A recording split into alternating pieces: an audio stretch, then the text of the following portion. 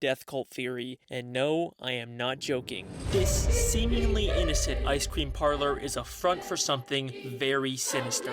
The beloved SpongeBob movie actually has a much darker and tragic meaning to it. I am being 100% serious when I tell you that I think this is my best, most convincing theory yet.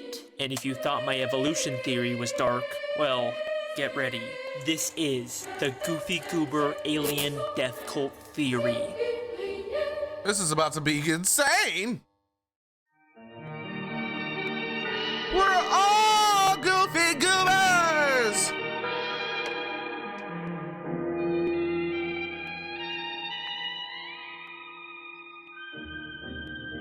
Ever just be cold out here, chat?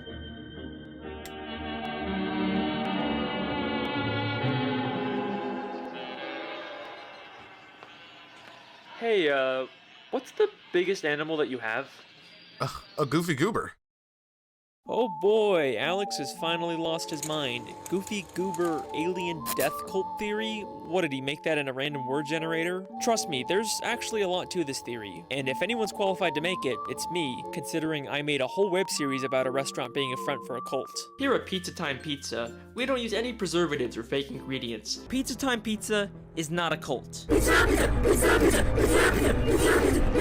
But those are the old days. I'm the SpongeBob guy now, and there is an insane demand for more of these theories. I mean, the Mrs. Puff one has like 12 million views. That is crazy. Thank you guys so much. Now, this is the part of the video where I try to make you think I'm about to start the theory, but then, oh boy, a sponsor. Everyone loves those. But today, I'm actually sponsored by a company that I'm really excited to talk about. Happy Meat Farms is an animal farming company that offers a variety of different delicious meat products. Aww. In the meat industry, there's so many factory farms is he really giving me meat right now? Tight, why do I feel like this is kind of sus? Full of GMOs. But Happy Meat Farms is a and now you're pumping me like meat ads. Every this animal is crazy. has plenty of wide outdoor space to roam free, and every animal is raised 100% naturally with no added chemicals. As an animal lover myself, I am so grateful to be sponsored by Happy Meat Farms. If you want to learn more about them and what they stand for, go to happymeatfarms.com. Now let's begin the theory. Let's do it.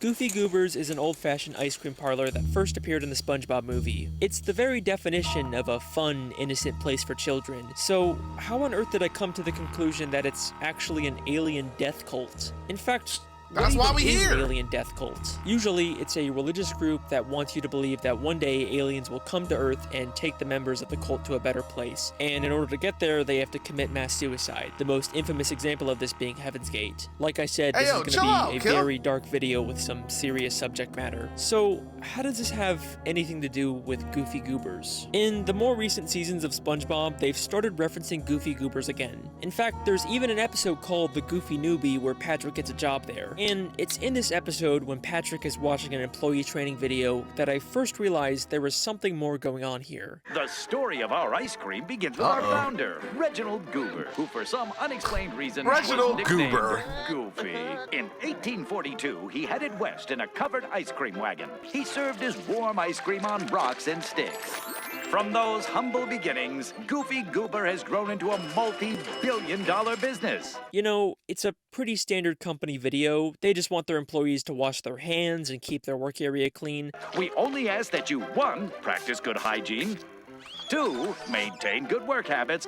Nothing out of the ordinary, except there's one more thing that they want you to do. And 3, believe in extraterrestrials. Peace, hugs, and ice cream! Huh. An organization that wants you to believe in aliens. That couldn't be a Heaven's Gate reference in SpongeBob, could it? No, that's crazy. And even if it was, it could just be a random throwaway gag. There's no way Goofy Goobers is actually a cult, right? But then I started to rewatch every appearance of Goofy Goobers, and things took on a whole new meaning. One of the most basic ideas of a cult is that they strip you of your individuality and make you change your entire identity to be about the cult. And that's exactly what Goofy Goobers does. Everyone there wears Goofy Goober uniforms just like a cult. I mean, what other restaurant has not just employees, but customers that always dress up in a specific way? And their theme song that is constantly repeated and reinforced is just the simple line, I'm a Goofy Goober, yeah. You're a Goofy Goober, yeah. I mean, it hits though. I'm a Goofy Goober. It's a you're hit. A Goofy Goober. We're all Goofy Goobers. It is literally just a song saying that your whole identity is based around Goofy Goobers, and that's it. And in the SpongeBob movie, there's a scene where SpongeBob and Patrick have to try their best to not sing along to the theme song, and it literally causes them intense pain to not sing along. Don't sing along, Patrick! I'm trying so hard. It's as if they've been brainwashed and physically can't stop themselves from singing it. And you can't even just chalk this up to SpongeBob and Patrick being weirdos. Two other fish can't stop themselves from singing along, even though it means they'll get beat up for it. Goofy, Goofy, Goober, Goobers, yeah! And just like how many cults have an icon or god that they worship, Goofy Goobers has the dancing peanut mascot that's all over the restaurant's branding. I mean, just look at how excited all the kids are when he comes out. Goofy Goober!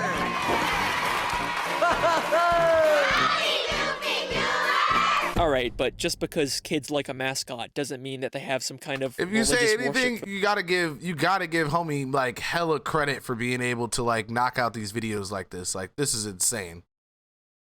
For them. Well, if you don't believe me, take it from SpongeBob himself.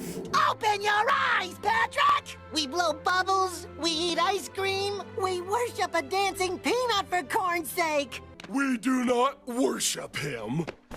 Patrick, you've been wearing the same Goofy Goober peanut party underpants for 3 years straight! Dang, bro. When you look at it all together like this, it's crazy. In the SpongeBob movie video game, there's even a Goofy Goober token that reads, "In Goofy we trust," replacing the word God with Goofy. Things are looking awfully culty, aren't they? Cults will also often create reading material about their beliefs for their followers to read, and Goofy Goobers is no exception to this. In the new SpongeBob spin-off, The Patrick Star Show, we see a Goofy Goober employee reading some kind of book about ice cream. And look at him, he's not busy working, he's choosing to read this in his downtime. I mean, compare him to Squidward, who sometimes reads in his downtime at work. It's not like he's reading about the Krusty Krab. This book looks a lot like it's a doctrine for a cult's beliefs. A major part of how cults get so successful is by getting their followers to give them money. Now, obviously, Goofy Goobers charges people for ice cream, but they actually convince their followers to trade their money for a made-up Goofy Goober currency. I don't know what Plankton's paying you,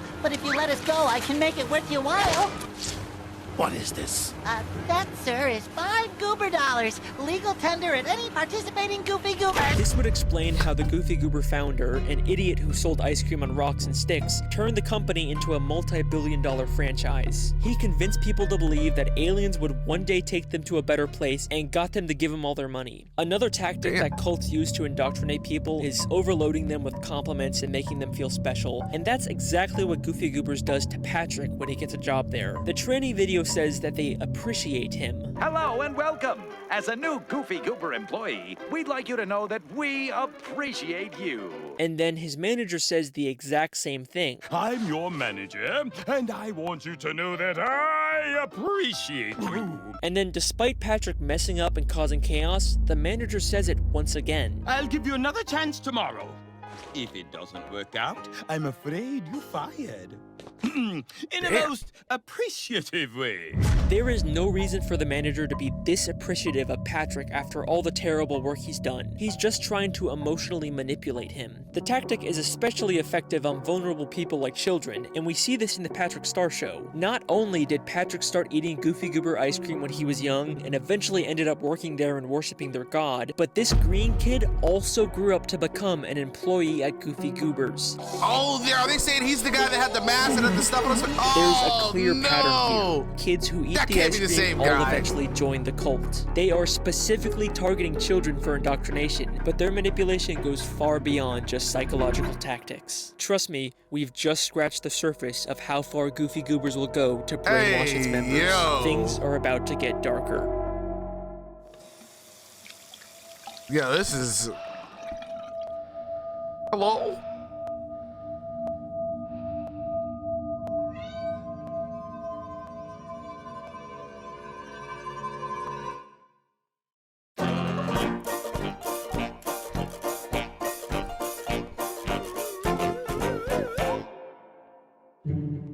There's a part in the SpongeBob movie where SpongeBob and Patrick go to Goofy Goobers and eat tons of ice cream all night to the point where they become completely drunk off of it. It's a really funny scene, but it begs the question, why does the ice cream get them drunk? Maybe that's just how ice cream works in the SpongeBob universe, and it's the show's way of making a family-friendly alcohol reference. But we've seen it's just other getting instances where loopy characters though, right? eat tons of ice cream and it I think doesn't it's just like have a this food effect thing. on them. Alright, well, maybe this was just a one-time gag for the movie, and it's not a consistent part of the continuity. But in the season 11 episode, Call the Cops, we get this scene.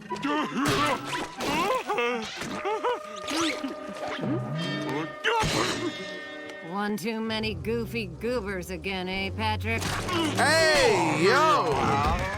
So, another deliberate reference to Goofy Goober ice cream having a weird alcoholic effect on people. Is it possible that they put something in the ice cream to make people more open to cult indoctrination? Cults have been known to use drugs to keep their followers obedient and suggestible, one of the most infamous examples of this being Charles Manson, who used LSD to convince his followers of his beliefs. Yo, if he this made is them the case girls with Goofy Goobers, they crazy. probably want to make sure everyone there eats as much ice cream as possible, and the Goofy Goober building is actually cleverly designed in a way to ensure that this happens. There are no windows in the entire building, so you can't tell whether it's day or night. And the Goofy Goober clock just has random numbers on it, so it's impossible to keep track of time. Because of this, SpongeBob eats ice cream all night and is actually late for work for the very first time. Also, can I point out the fact that the eyes on the clock seem to follow Patrick around in the Goofy Newbie? It's a really creepy and specific detail to include. I mean, we know from the movie that the eyes are usually supposed to be looking straight ahead, but here they're always watching Patrick, their next target for indoctrination.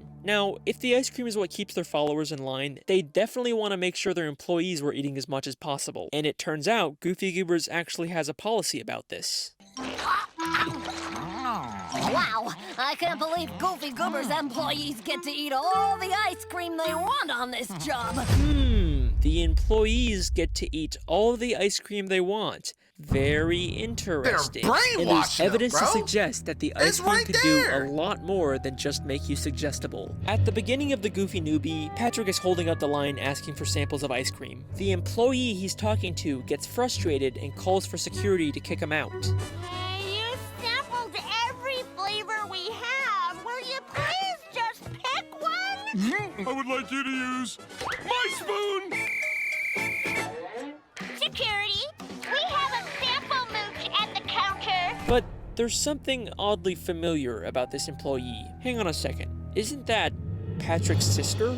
The new spin-off, The Patrick Star Show, is a prequel to the main show that introduces us to Patrick's little sister, Squidina. And here, Wait, what, does we she see just her all grow grown into up her mouth? working at Goofy Nah. Goobers. She's even credited as Squidina and has the same voice actor. In The Patrick Star Show, we actually do see her eating Goofy Goober ice cream as a kid, which He got the proof, bro. There's nothing I can say. fits with the pattern of kids who eat the ice cream eventually getting indoctrinated into the cult. Now, Squidina and Patrick have a very close, loving relationship in the Patrick Star Show, but here, they act like they're total strangers. It's not surprising that Patrick would forget his own sister, but Squidina is always portrayed as being smart. It's almost like she completely forgot about him. One of the biggest tactics that cults use to indoctrinate people is isolating them from their friends and family to make them more vulnerable and dependent on the cult. And that's exactly what we're seeing here with Squidina. She has no memory of her family. The ice cream might just be affecting her memory as well. I mean, if she was just meant to be some random reusable character here with no continuity, why would the creators go out of their way to specifically credit her as Squidina, unlike the other random employees who are just credited as employee? Feels like they're deliberately trying to draw attention to it. At the end of the Goofy Newbie, Patrick goes crazy and eats a ton of the ice cream, and then the episode ends in a very interesting way.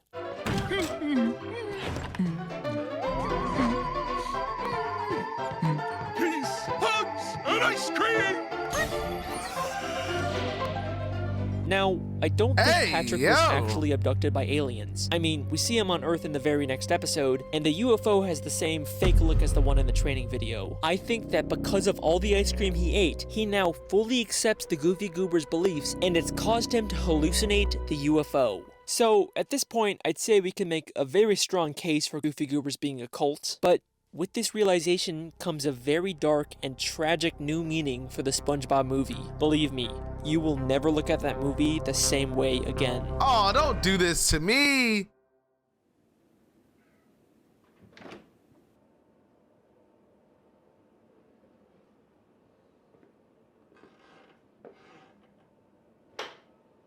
Oh, fuck.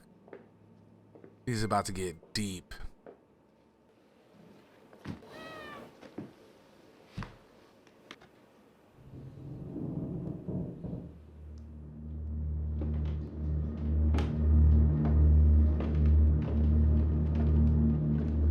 It don't gotta be like this. It don't gotta be like this, Mr. White Man. You don't gotta scare me like this, Mr. White Man.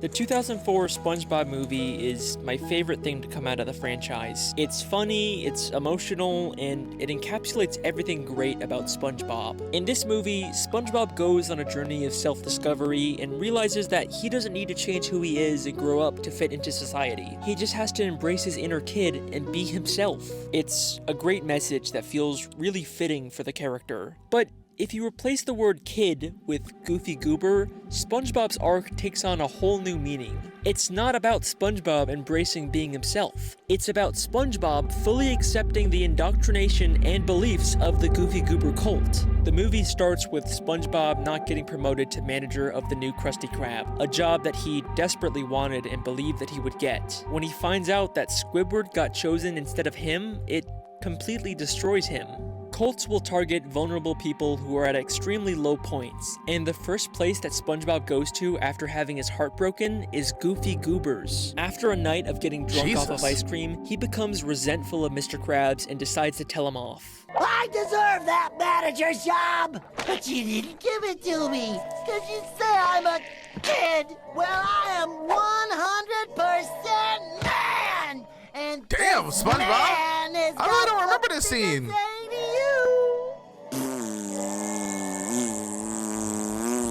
In fact, if King Neptune didn't interrupt and try to kill Mr. Krabs, SpongeBob probably would have quit and been fully able to join the cult. SpongeBob and Patrick go on a quest to retrieve Neptune's crown, and it's almost like every obstacle they face along the way is specifically designed to make SpongeBob and Patrick realize the dark truth about Goofy Goobers, but they fail to do so at every turn. So, they first stop at this tough guy bar that's full of men who beat up anyone that isn't manly enough.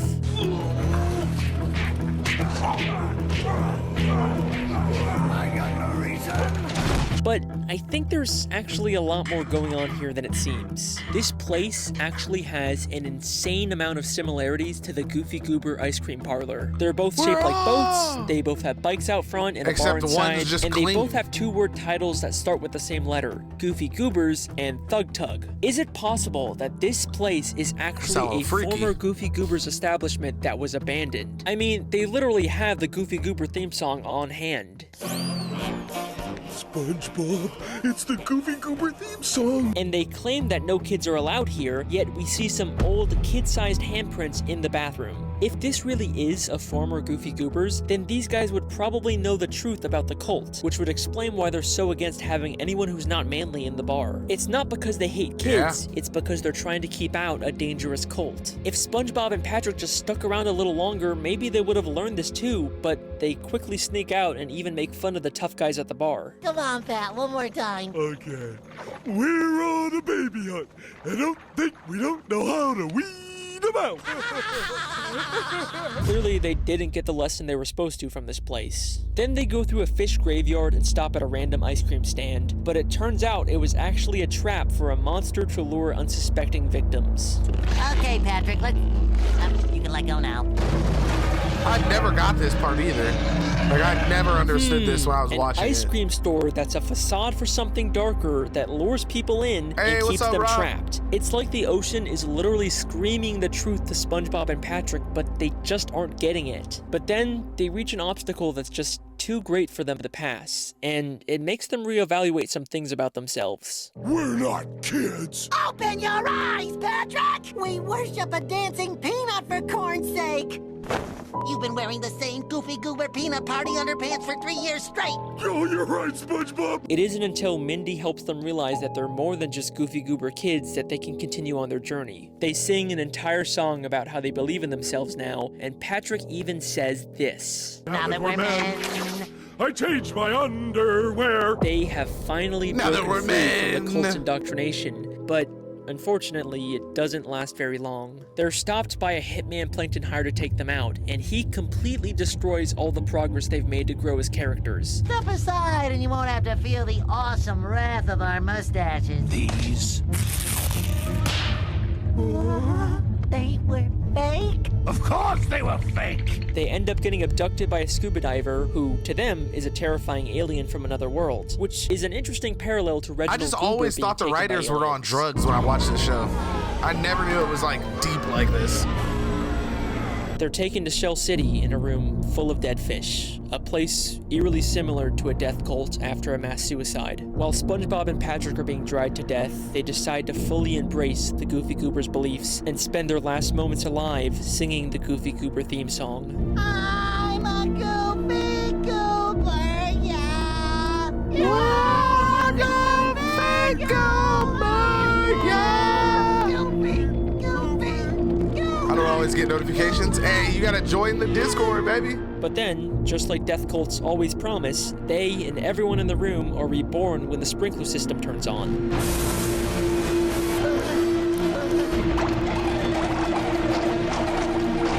This man just been in here killing everybody. Whew, this is it's getting real dark. Then we get to the climactic finale of the movie. I literally SpongeBob never looked at returns it to like the Krusty this. Krab, I guess I was too now a young. changed man.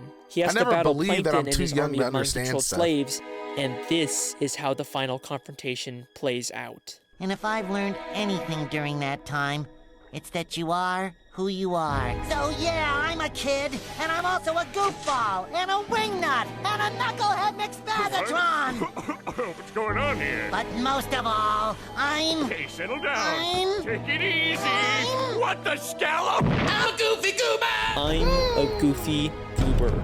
On first watch, this is such a satisfying and cathartic moment for SpongeBob, but in reality, this is the moment that he has gone past the point of no return and becomes a Goofy Goober.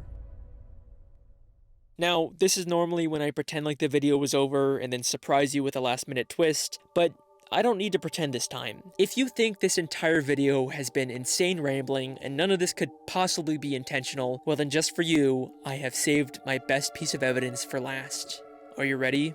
While SpongeBob sings the Goofy Goober song, we cut to him standing on the world and getting abducted by a UFO. And even the UFO's lights make a pattern of red, yellow, red, which is eerily similar to the Goofy Goober UFO that has 2 red cherries with a yellow banana in the middle. And that is the Goofy Goober alien death cult theory.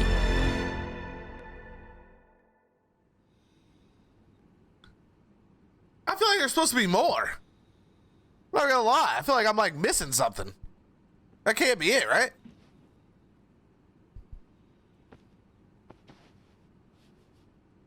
Hey. Wow. Wow. Didn't think I could, make these theories any darker, could ya? Gotta love that good old family-friendly, PG-rated SpongeBob. I am having so much fun making these videos. Don't worry, we've got plenty more on the way. I'm just making SpongeBob stuff from now on. I've been your host, Alex the SpongeBob Guy. Thank you so much for watching. I will see you next time. Good shit, bro. You did great on this. Can't even cap. That was so fire.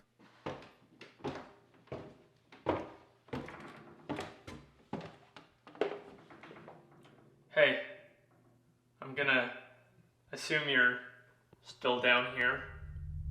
I thought about what you asked, and I'm sorry, I just can't. I mean, it's one thing to buy you meat, but a living animal, like a cat, that's not a line that I'm willing to cross.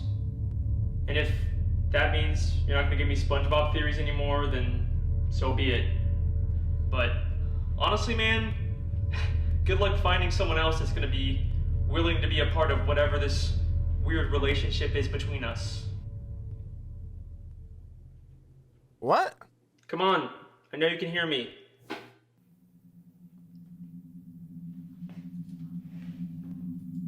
Don't make this weird.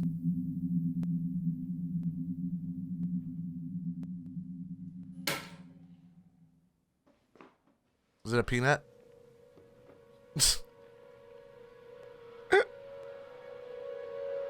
Oh, nah. What the dog doing?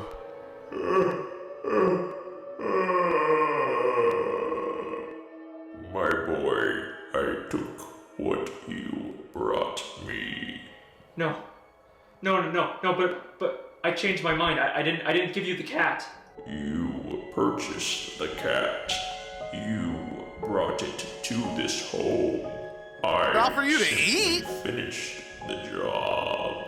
No, this is not what I wanted, okay? This isn't worth it. We are fucking done.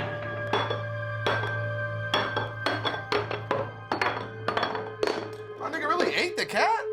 My boy, we both know you can't go back now. Okay, this is the last time, and then I want you out of this house. Last time for what? Why are we getting freaky? Oh, no.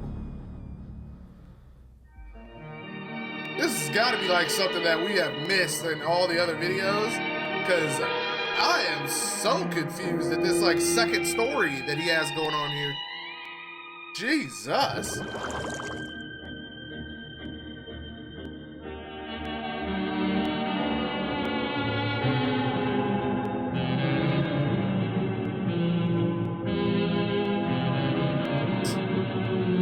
Low key, I guess that's just proof on how you know I don't watch like scary stuff. You feel me? Like